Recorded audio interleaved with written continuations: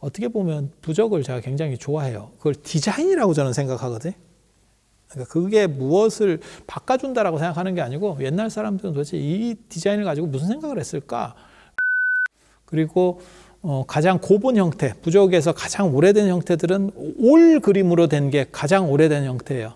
그래서 삼재 부적에서 뭐가 나오냐면 삼두 일족 응 세 개의 머리를 가지고 그 다음에 한 다리가 하나인 매 부적. 머리가 세 개라는 거는 삼재에 각각 하나씩 대응하는 거예요. 3년에 하나씩 대응하는 날삼재, 들삼재, 눌삼재, 날삼재에 머리가 하나씩 대응을 해서 매가 이렇게 쳐다보고 있는 거고, 이렇게 다리가 하나라고 하는 것은 지금 서 있다는 의미인 거고 서서 주시한다는 거예요. 예전에 닭이라든지 이런 거 보면 지렁이 쪼아먹고 이런 거 할 때 보면 딱 서가지고 주시해서 바로 쪼거든요. 쪼거나 안 그러면 발로다가 이렇게 눌러버립니다. 뱀 잡고 이런 거 보면 발로다가 이렇게 막 쑤셔요. 다른 발로, 한 발로 잡고. 그래서 그런 식으로 모든 것들이 못 들어오게 한다. 그리고 왜 하필 매냐? 매는 시력이 좋아가지고 사소한 것도 안 놓친다는 거죠. 안 놓친다는 거죠. 그리고 한 발이라는 게 굉장히 중요해요. 그게 서 있다는 의미거든. 삼조고라는 게 있어요. 다리 3개 달린 거. 걔네는 대부분 날아다니는 애예요. 그러니까 태양을 상징할 때 그거를 삼조고라고 하거든요. 예전에 그 주몽 드라마 보면 이제 고구려 상징으로 뭐 나오고 뭐 이러는데 꼭 그게 고구려 상징만은 아닌데 아무튼 삼조고는 우리나라 쪽하고 관련이 되는 건 맞아요. 중국은 대부분 이조고거든요. 까마귀 똑같은 까마귀라도 중국은 이조고를 쓰고 우리는 삼조고를 쓰는데 삼이 약물이라는 뜻이에요. 양기가 충만하다. 그렇게 해서 하늘을 나르는 양기가 충만한 어떠한 이런 까마귀를 나타내는 거고, 걔는 대부분 삼조고로 되어 있는 게 날아다닌다는 상징으로 나오는 거고, 한 다리로 서 있는 거는, 한 다리가 되어 있는 거는 그건 서 있다라는 의미예요. 서서 주시한다라고 하는 의미. 그래서 이렇게 그림으로 나오는 게 굉장히 유치한데 이런 게 오래된 부적 형태입니다. 오래된 부적 형태. 그리고 이 다음에 나오는 게 너무 노출해서 그림을 뚜렷하게 그리는 거를 조금 떨어지게 보는 거죠. 이게 지금 제가 말로 삼두 일조공 이러니까 되게 있어 보이지만 그림 이제 사파가 나갈 건데 이거 보고 있으면 되게 유치합니다. 세상에 이렇게 유치한 방식이 있나 싶으니까 뭘 하냐면 이걸 추상화시키는 거죠. 그래서 형체를 분해해버리고 추상적으로 남기는 거죠. 추상화하고 사실화의 차이라고 보시면 돼요. 미술에서 나타나는. 그래서 그런 식으로다가 추상화시키는 게 오학진형도 같은 거. 오학진형도라고 하는 거는 중국에 보면 동태산, 서화산, 남형산, 북항산, 중앙숭산 이렇게 5개의 큰 산이 있어요. 그 오학. 그 오학의 진형. 그러니까 산의 형태가 아니고 산의 본질을 그린 그림이라는 거예요. 그러니까 추상화죠, 추상화. 겉의 형상들을 다 걷어내버리고 그 안에서 본질만 딱 상징적으로 그려내버리는 거예요. 그걸 가지고 있으면 어떤 산에 가도 보호를 받는데, 감히 조그만 산신령들이나 이런 것들은 어떻게 하지를 못하는데 옛날에는 산이 상당히 위험했었거든요. 지금은 산에 간다고 해서 크게 위험할 건 없지만 옛날에는 뭐 맹수도 있고 그 다음에 도깨비, 귀신 뭐 이런 것들이 산에 많이 있었어요. 임해망량, 뭐 정령류 뭐 이런 것들이 뭐 많이 있었다고 하거든요. 그런 놈들 뭐 지금 찾아보면 한 놈도 없어. 근데 아무튼 그게 합리적으로 생각하면 감각 차단 효과에서 나타나는 사람의 공포감이에요. 합리적으로 얘기하면. 근데 이제 옛날 사람들은 그런 생각을 못 했으니까. 그래서 그 오학 진형도를 가지고 다니면 그 포박자 4편에 나오는 얘기입니다. 그걸 가지고 다니면 모든 산에 출입을 해도 탈이 안 난대. 왜냐하면 정부가 보증하는 어떻게 보면 최고 권위의 산신들이 보증을 하는 그 마크를 내가 가지고 있는 거죠. 그래서 짜잘한 것들은 어떻게 할 수가 없대. 그런 식으로. 그래서 형체에서, 그러니까는 상형문자처럼 어떤 형체를 본딴 거에서부터 그 다음에 추상적 이미지로 가는 거예요.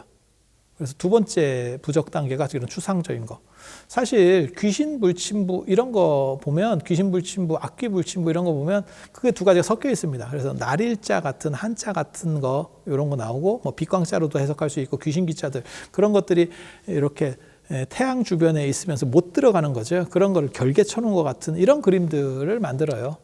거기서 보면 추상성 플러스 문자가 나온다는 걸 알 수 있어요. 그러니까 가끔 한자들이 나오기 시작합니다. 한자들이.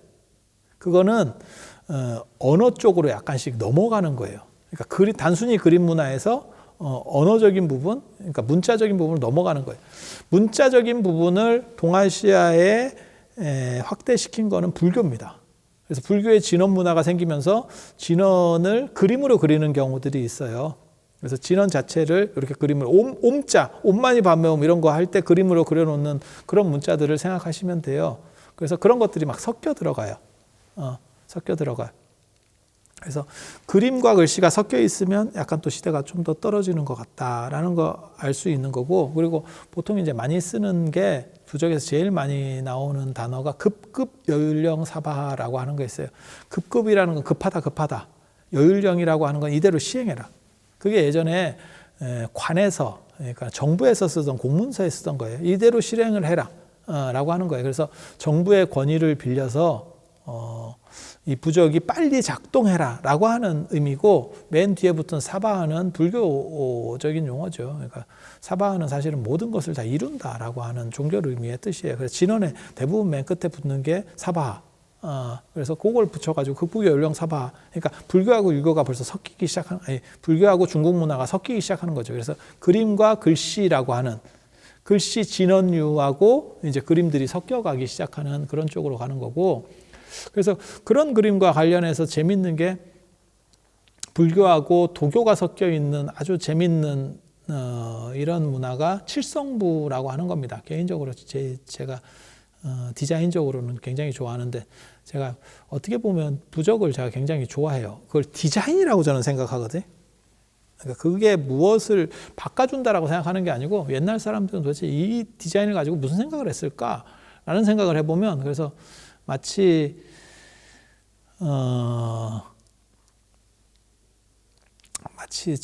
누구야, 조영남에게 화투가 있다면, 조영남이 화투 그림을 그리잖아요. 그런 식으로 어떤 부적을 예술 대상으로도 쓸 수 있지 않을까.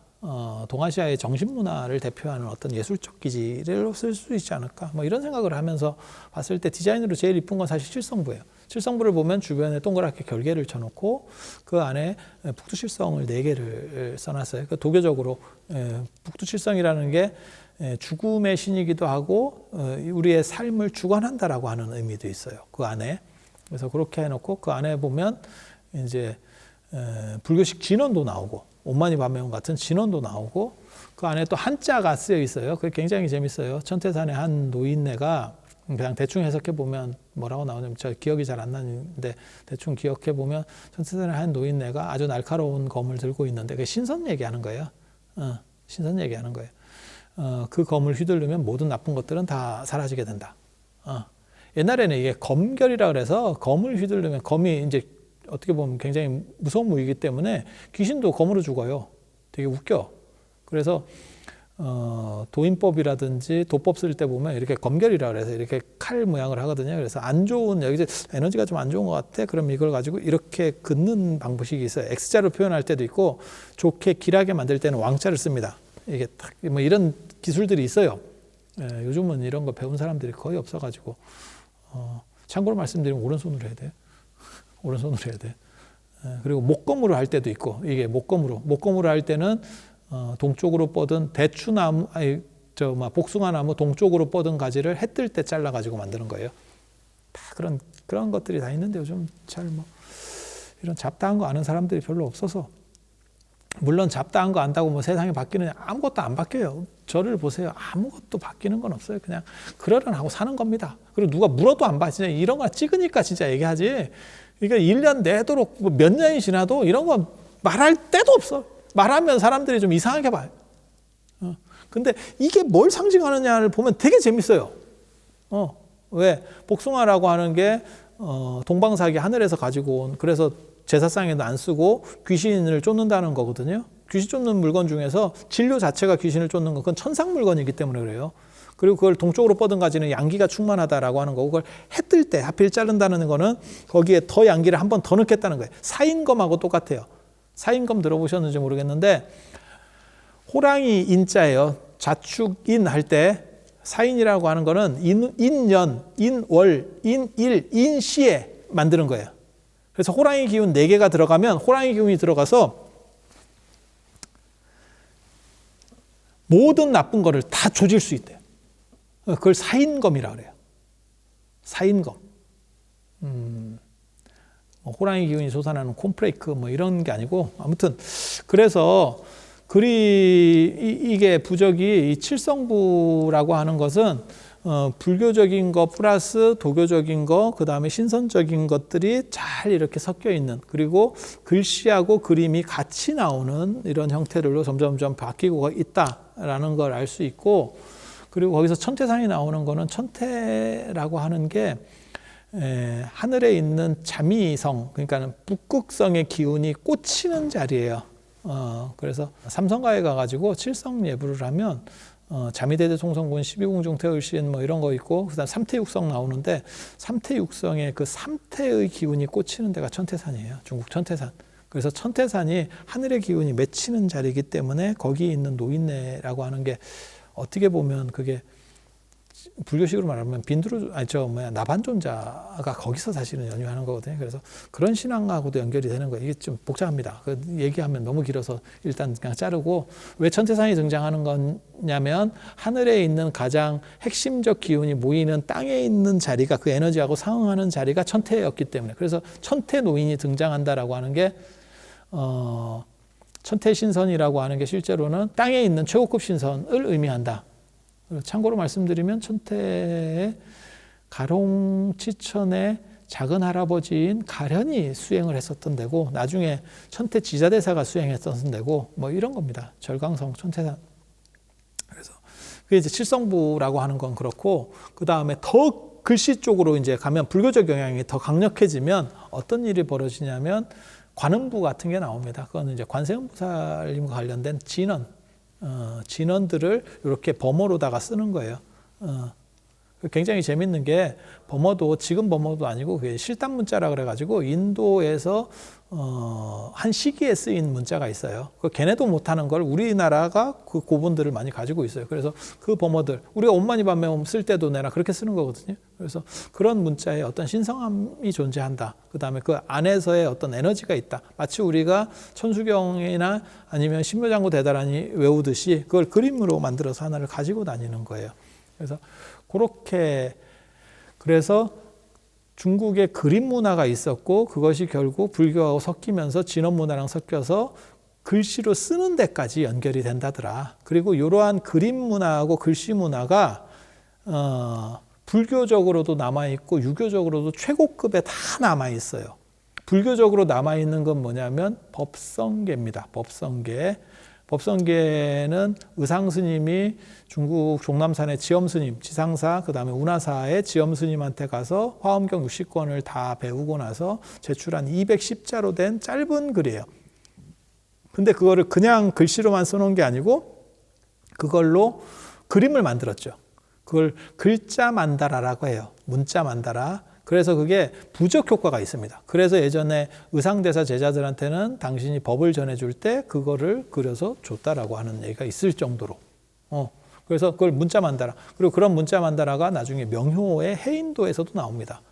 그리고 그림 속에다가 내용을 넣어서 어떻게 저렇게 이런 그림의 전통으로, 더 강력한 그림 전통으로 남아있는 거는 퇴계의 성학십도. 퇴계의 성학십도. 그래서 그거는 그림 쪽이에요. 그래서 거기에는 제1태극도, 그러니까 태극도라고 하는 거, 주염계의 태극도설, 태극도하고 태극도설 중에서 태극도 그림들을 그려놓고, 그 다음에 뭐 서명도, 장제의 서명도, 그 다음에 뭐 수쿵야매잠도, 주자의 백록동주도, 뭐 이런 것들을 쭉 그려서 10개의 그림으로 해서 만든 게 성학십도. 그래서 이러한 그림 문화가 실제로는 불교에도 지금도 남아있고 유교에도 남아있다더라 라는 정도 생각하시면 돼요. 그래서 이게 다 부적 문화예요. 그리고 부적이라고 하는 거에 이제 긍정성과 부정성을 얘기하면, 이건 그냥 동아시아의 어떤 그림 문화라고 보시면 돼요. 그리고 그게 이제 나중에 글씨까지 연결되는, 실제로 뭐 미수 허목이라든가 이런 사람들이 뭐 파도가 많이 치면 딱 글씨를 탁 써놓고, 뭐 그 미수체가 어떻고 뭐 이렇게, 한양에도 있죠. 그러니까 서울에도 있죠. 동쪽 같은 경우는, 동쪽은 기운이 좀 부족하니까 흥인지문 네 글자를 쓰는 거고, 숭례문 같은 경우는 세로로 썼죠. 왜냐하면 남쪽에 서울의 그 남산 쪽이 불 기운이 강해가지고 자꾸 화재가 나니까 밑으로 물은 흘러서 내린다는 거죠. 그래서 그런 게 다 어떻게 보면 부적이에요. 그래서 다른 거는 가로로 쓰는데 숭례문은 세로로 쓰는 거예요. 그걸 수채라고 합니다. 수채. 물 같은 글씨. 그렇게 해서 그 불기운을 누르겠다. 불기운이 침노하는 걸 막겠다라고 하는, 다 부적이에요. 이런 상징들이 다 부적이에요. 그래서 부적이라고 하는 게 어떤 걸 가지고 막 그걸 가지고 있으면 영험하다? 물론 그런 부분도 일부는 있을 수 있지만 거기에 대해서 뭐 맹신할 정도까지는 아니고, 이걸 문화적인 입장, 그 다음에 어떤 철학적 배경, 그 다음에 어떤 흐름 속에서 존재하는가라고 하는 것을 이해하는 것이 훨씬 더 중요합니다. 그러면 부적에 대한 뭐 이렇게 정초에 부적 가지는 건 어때요? 라고 물어보면 저는 그게 가하다고 생각해요. 그냥 괜찮다라고 생각해요. 그것에 빠져서 이게 나를 바꿔줄 거야, 그렇게 용한 게 있으면 그거는 부적이 아니고 로또입니다. 그런 거는 존재하지 않아요. 그러니까 뭐 그림 하나가 세상을 바꿔줘, 그런 그림은 몰라. 뭐 다빈치 그림이 하나 나오면 몰라도 일반 그림, 뭐 일반의 뭐 무속인이라든지 뭐 스님이 그리는 정도 가지고는 크게 바뀔 건 없습니다. 그래서 그것을 그렇게까지 신뢰할 건 아니고, 그 부적 하나를 내가 가지고 있음으로 인해서 큰 경배 안 드리고, 마치 우리가 토정비결을 보고 정초에 뭐 토정비결 네이버 같은 데 이렇게 들어가 가지고 이렇게 보면서 이거 재밌네 뭐 이런 정도의 생각으로 큰 돈 안 들이고 뭐 한오만 원 들여가지고 하면, 사주 카페 우리가 가가지고 뭐 하고 타로점 보고 뭐 이런 거 할 때 우리가 그걸 막 믿고 이런 건 아니잖아요. 그냥 그런 거 보면서 그냥 재밌고 뭐 게임 하듯이 그런 정도로 생각을 하시면 이거는 충분히 가능성이 있고 좋은 거예요. 상징적으로. 그래서 그런 정도로 받아들이면 충분히 괜찮고, 이거 하나를 가지고 뭐 100만 원을 줬네 어쩌네 하면서 세상을 바꿀 거고, 너 자신도 세상을 못 바꿔. 부적이 세상을 바꾸는 게 아니고 너 자신도 너를 못 바꾸는데 부적이 바꿀 수 있겠어요? 만약에 그런 게 존재하면 야 진짜 살 빼는 부적 하나 있었으면 좋겠어요. 그럼 진짜 대박 날 거야. 살 빼는 부적, 머리 나는 부적. 야 그런 거 하나만 대박. 근데 부적도 되게 재밌어요. 뭐 여러분 몰라서 그렇지, 거기 보면 그 당시 세태를 반영해요. 가시 뽑는 부적도 있어. 농사일을 하다 보니까 가시가 박혔는데, 지금은 쪽집게라든지 무슨 이렇게 카타칼 같은 걸로 이렇게 살살살 하면 빠지잖아요. 그런 정밀한 기구가 없는 거지. 그러니까 가시는 박혔는데 빼볼 방법이 없는 거야. 그러니까 그걸 부적으로 딱 들어봐도 안 뽑히겠지. 열쇠를 잊어버렸는가 봐. 자물쇠 풀리는 부적이 있어. 야, 그건 대박인데? 그건 대박인데? 뭐든지 열어? 그 부적 하나 가지면? 그리고 진짜 재밌는, 제가 부적을 보면서, 야, 이건 진짜 세태를 반영하는 너무너무 재밌는 부적인데, 사랑과 전쟁 부적이 있어요. 첩 뛰는 부적. 첩이 있는데, 그 첩을 조지는 부적이야. 첩을 조지는 부적. 그러면 그 첩은 가만히 있느냐? 첩이 본쳐 뛰는 부적이 있다니까? 그러니까 거기 또 방어 카드가 있는 거예요. 그렇게 해서 서로 그 부적을 발동을 시키면 남자는 호레비가 된다. 이거 굉장히 재밌어요. 그러니까 지금은 우리가 일부 일처제가 돼 있으니까 크게 별로 없지만, 예전에 이런 첩을 두고 뭐 이게 뭐 마누라를 바꾸고 이런 문화들이 굉장히, 아니 인현왕후하고 장희빈 생각해봐도 그게 그런 거 아니에요. 그 스토리가 얼마나 많은 그런 부분들이 있었겠어요. 조선시대 때. 그것을 반영하고 있는 게 이런 부적이지. 그러니까 사랑과 전쟁. 얼마나 암투가 있었으면. 그러니까 그 당시에 이제 어떤 무속인이나 이런 사람이 그렇게 얘기했겠지. 이 부적 하나면 저걸 떨어뜨릴 수 있습니다. 하지만 그런 걸로는 절대 안 떨어진다는 걸. 그런 걸로는 절대 안 떨어진다는 거. 제가 늘상 말씀드리는 거 있어요. 장희빈 사건에서 결국 장희빈이 숙종한테 죽게 되지만, 실제로 사람이 말이나 뭐 사람 그림 그려놓고 화살 쏜다 그래서 안 죽어요. 네가 안 죽는지 어떻게 아느냐. 말만 가지고 사람이 죽으면, 욕해갖고 사람이 죽으면 우리나라 대통령은 취임하자마자 다 죽어요. 안 죽어요. 그리고 욕 많이 먹으면 오래 산다. 그게 명언 같아요. 말로는 절대 안 죽어요. 말이나 어떤 행동 가지고는 안 죽어요.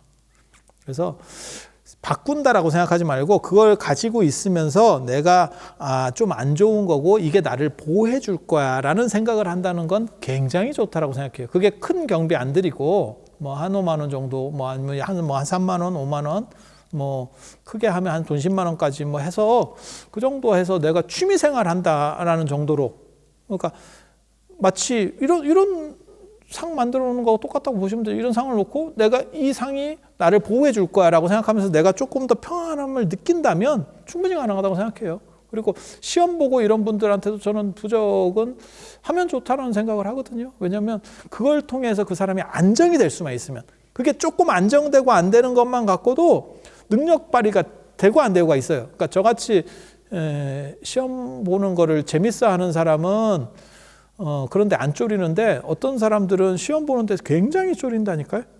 그래서 자기 능력 발휘를 못해. 근데 네가 그 부적을 가지고 있기 때문에 너는 충분히 잘 될 거야 라고 생각을 하면, 그게 작동만 할 수 있다면 뭐 몇만 원의 가치는 뭐 충분히 있다라는 생각을 하거든요. 그래서 딱 그 정도까지. 그래서 제가 늘상 말씀드리는 거 있어요. 부적은 10만 원 이상은 하지 마라. 그렇게 투자할 정도는 아니고 내가 이 정도라면, 그러니까 10만 원 정도면 사람이 빠지지 않는 정도를 얘기하는 거예요. 그걸 맹신하거나 이렇게 하지 않고 단지 그것을 통해서 교훈 삼고 위로를 삼고 내가 이것이 나를 보호해 줄 거야 라는 생각으로 내가 긍정적으로 발전해 나갈 수 있다면 그것은 충분히 전통문화로서 가능한 거다. 그리고 거기에 뭐 100만 원, 뭐 몇백만 원 해가지고 인생이 바뀔 거야. 그런 부적 나도 좀 썼으면 좋겠다. 제가 부적을 책도 쓰려고 하는 사람이고 연구를 하는 사람으로서 얘기하는데 나도 그런 게 좀 있었으면 좋겠어요. 나도 그런 게 있었으면 좋겠어요. 나도 바랍니다. 그리고 그런 걸 쓰라고 하면 그렇게 얘기하세요. 제가 늘상 하는 얘기 있어요. 이걸 하면 그렇게 됩니다. 그렇게 해서 뭐 대박이 납니다. 그러면 대박 난 뒤에 후불로 주는 걸로. 선불만이고 뭐 1,000만 원짜리 부적도 가해요. 내가 이걸 갖고 있으면 1억 벌면 그런데 단 지금 주는 건 아니고 1억 벌었을 때 그렇게 주는 거면 뭐 10억도 줄 수 있어요. 내가 그 부적 갖고 있었는데 1,000억을 벌었어. 야, 100억도 주겠다. 내가 500억도 준다. 500억도. 단 먼저 생기고 난 뒤에. 이런 개념이면 뭐 얼마든지 줘도 돼. 하지만 선불로 주는 거면 몇만 원 이상은 좀 하지 말라. 뭐 이렇게 이런 정도 말씀드리면서 부적에 대한 이야기 마치도록 하겠습니다. 자, 들어주셔서 감사합니다.